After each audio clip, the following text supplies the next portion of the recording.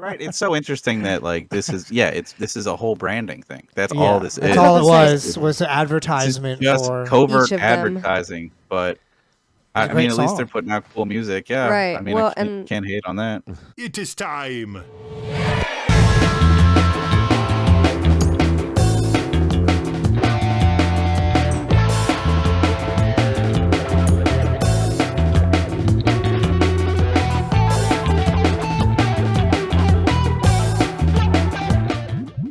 Hey guys, welcome to Galaxy Jams Reacts. We're here with our very special guest, Peat Rains from Bred Raptors. How you doing, Pete? Doing good. I'm hydrated. It's good. You're a hydro homie. I'm gonna hydrate as well. Yeah, I'm a hydro homie.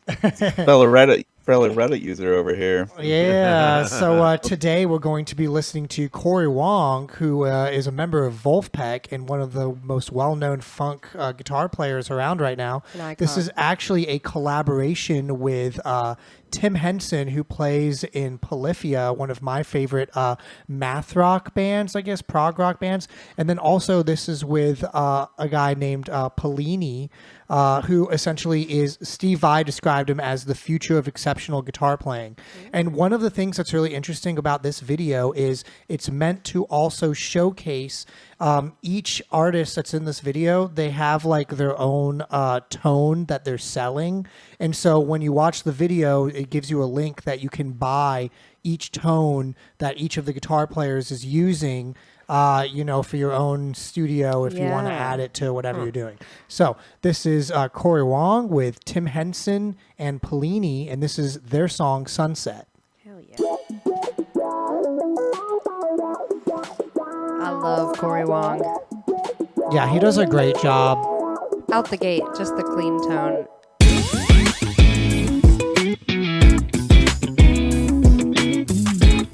They're just a couple of guys hanging out, By the pool. having fun. By the pool.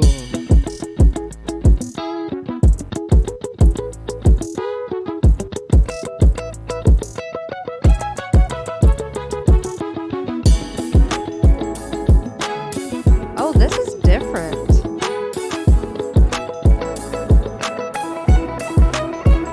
Ooh.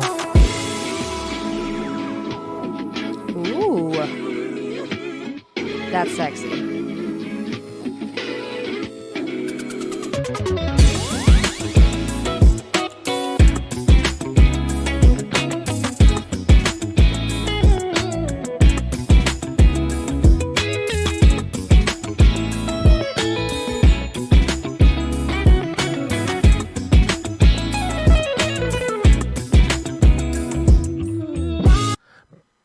Pete, what do you think?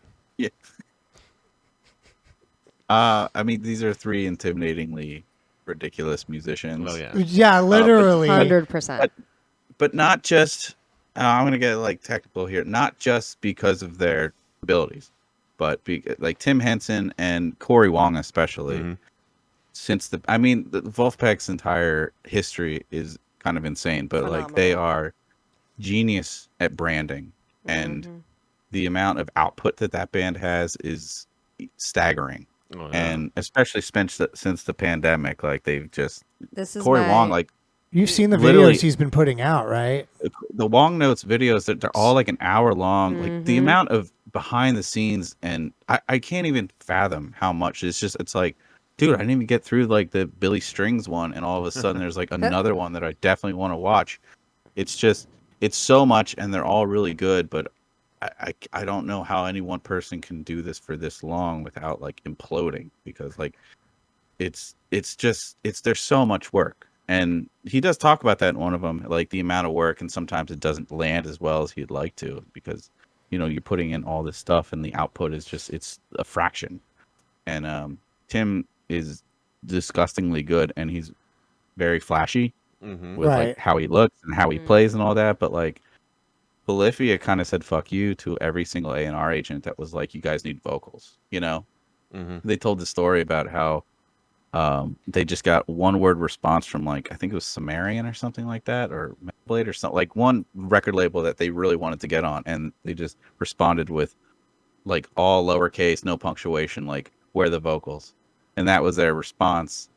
and then Polyphia fucking blew up, because they didn't surrender. So that's good. It's just like aesthetically, it's hard to see Cory Wong in this. Like it works. That's what's so interesting about it. He's definitely the odd man out, because like these guys are definitely holding back, because usually they'd shred, right? And this time they have to really like dig into the groove kind of thing. And like Tim is like ridiculously groovy. Like even like his BTS cover that he did was like so goddamn funky. It's just he just blends pop and metal so well, and he looks like I could put it in my pocket. So, Right. Well, that is interesting about this, because like as it dropped kind of and like the beats came in, I was like, oh, this is different. Because like, I mean, you hear Cory Wong and you think, like, I mean, I think Wolfpack and I think funky and clean tone, and then this is just big so orchestration. different. And this is just like a simple hip hop beat, Yeah. I kind of love it though. Yeah, I'm a huge fan of Polyphia, but also of Chon, who's like a band that came before them, and then Animals as Leaders, which I think is like kind of like another hallmark, like, technical guitar prog band, right? And so it really seems that it's Plini and Tim Henson taking the front seat, with Cory kind of like anchoring the back, and all it being like a whole thing. You know what I mean? Yeah, he's an amazing rhythm guitarist and songwriter, and he can kick ass on lead as well. So I remember when this came out, I was like, oh, okay, this is not only showcasing how great they all are, it's also like what a sick ass pad like Tim Henson lives in. By the way. Oh yeah, He said, right. Let me stunt on y'all bitches. I know, it's sweet. All right, let's keep going. And all their guitars look sick too. They're all so different too. Yeah. Right. They're all so different. Here we go. Yeah.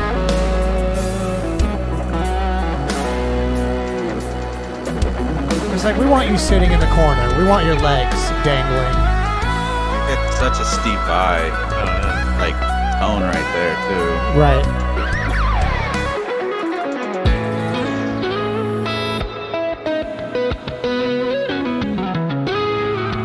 Does he have a cast on? Oh, little slippers. Those are little slippers. That's adorable. Little fuzzy slippies. Ooh, I like those muted hits right there. Harmonics. Glitch tapping,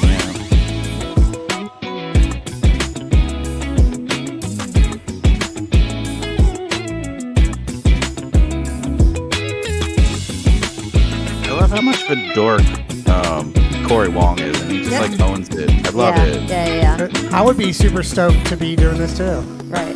Yeah. Well, we're just a bunch of guys We're hanging just hanging out. out at this Just cool a house. Bunch of dudes. Probably in LA. We're just a bunch of logos in the sky. Is It's that so LA? yeah, you're right. It's so interesting that like this is a whole branding thing. That's all this That's is. all it That's was an advertisement Just for. covert Each of them. advertising, but a I great mean, at least song. they're putting out cool music. Yeah, Right. I mean, Well, I can't hate on that. And like you were saying, like how it kind of showcases each of their individual tones. I definitely see what you mean by that. Definitely. Pretty sweet. Hey, I noticed when I was looking through some of your stuff on Facebook that you're an avid juggler. Juggler. That's true. Not to be confused with the juggalo. No, Uh-oh. a juggler. I want the public record to show. I was Yeah, going to you're- ask if you're you ever past were a that juggalo. life. You're past and you're that a life. juggling juggalo. I've literally taught juggalos how to juggle on their way he's to reformed. gathering of the juggalos. Very nice. So I did do a public service, I think. They So- got to make money somehow. Hey. But you started juggling early, right? Like early on. No, Oh, no, was it later? I was I started juggling at like ripe age of like 28, 29 years Oh, old. okay. I was living with a band member that like we did not get along so great. So I just kind of subconsciously picked this hobby that would get me out of the house for like 4 or 5 hours a day. And it's supposed to be just a casual hobby, but I got obsessed with it. And then within a year, I was like teaching it. And I don't know, it kind of changed me. So I have I'm a- Juggling fire. I have an important question. I'm listening. I'm here for it. How many balls? I can do 6 balls, 5 clubs, 4 knives, 4 torches. Wow. Torches. Wow. Three Knives. How dildos. did you like build up the cajones to juggle knives? So with classes, knives right? and torches. No, they're real. Like No, they're I said not. you take classes and like certifications and Oh start working no, with them, right? most people are self-taught. Oh wow. I went to a couple festivals and I kind of like got the courage to try fire, like because you were around people that were like certified and Right. they had like duvetine ready just to like put you out, and they had like a spotter. So all like knives and torches, they're weighted the same as clubs. They're just heavier, Right. but like the weight distribution is the same. So in theory, once you know how to juggle clubs, you can do the other stuff. But you have to get over this mental, hurdle of Right. like, oh, if I grab the wrong end, I'm gonna get hurt. I'm gonna get Slice. burned. The knives aren't super sharp, but they can give you a compound fracture. Like especially Yeah. if you're doing like triples, like Right. it's really fast, and those are up really high, and they could take your eye out. Right. So, and torches, like your brain doesn't really register pain fast enough. Once you realize you grabbed the wrong end, you're really just gonna get soot on your hand. You're not really gonna get any kind of burn that's gonna Right. hurt you. But Right. like the time that you will get burned is like when you go to pick up your torch and you don't realize that the other two torches are like right under your face. Yep. So it's all about like self-awareness, and I don't know. It's I've seen a lot of weirdos in the juggling world, and I'm like, oh, that's why you gravitated towards this, because you're already awkward and you want to show people how awkward you are. And Right. now I'm facilitating that and enabling you, but that's one of my side jobs while I'm touring. Like magicians. Magicians Hey can be man, that way. we are not magicians. There's definitely a hierarchy There's a here. difference. And that's why I found that out when I was starting to bartend, and I found out that bartending flair, those idiots that Right. Throw up Jumping glasses. up, yeah. Right. I just want my gin and tonic. Like, please stop I'm doing like, no, that. flip it Like, 9 more times, please. yeah, the bartender flair is the low rung of the juggling and bartending world. So definitely not going to be doing it. So you don't like the movie Cocktail? I hate the movie Cocktail, but for many other reasons. I mean, Not the just the bartending drink, flair is whatever. Like, I have a lot of problems with the Australian bar owner. I have a lot of problems with like 1988 New York, where all of a sudden there's literally grown men standing on bars reciting poetry, and everyone just stops and listens. Have you fucking watched Cocktail? Like in the last 15 years, because it is bonkers bad, I think and I we need just to gave. watch it again. Scientology just gave us Tom Cruise, and he was allowed to run amok, and he's still running amok. I have a lot of issues with Cocktail. I joined I joined the Air Force because of that movie, man.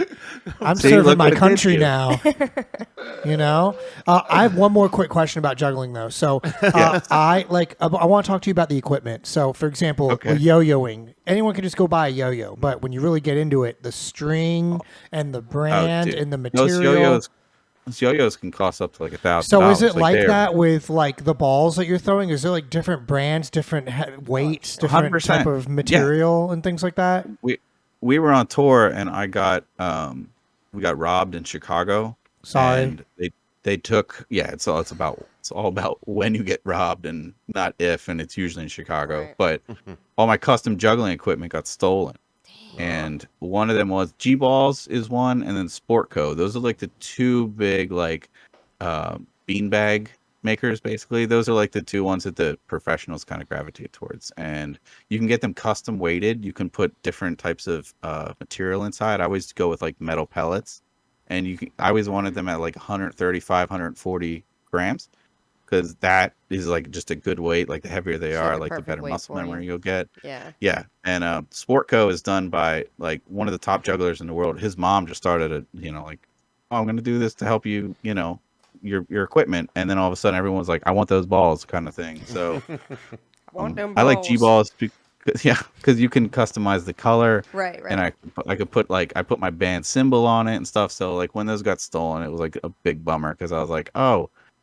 And trust me, it's not lost on me that spending $250 for 7 balls is dumb. But No, it's as not. long But if you're you not use getting, it every day and that's what not your getting them- passion is. yeah, and they become part of your like routine. And if you try other I mean, it's props, the same. it doesn't feel the same. So Right. It's the same thing with like people who buy a hula hoop for Right, $300, and right. it's Yeah. like literally a piece of bent plastic. But I mean, if you use it every day, it's worth it. Same thing Dude, with I balls. know this girl that got one, and like people would always, I'd be like, "Can I try it?" And she'd be like, "No." No.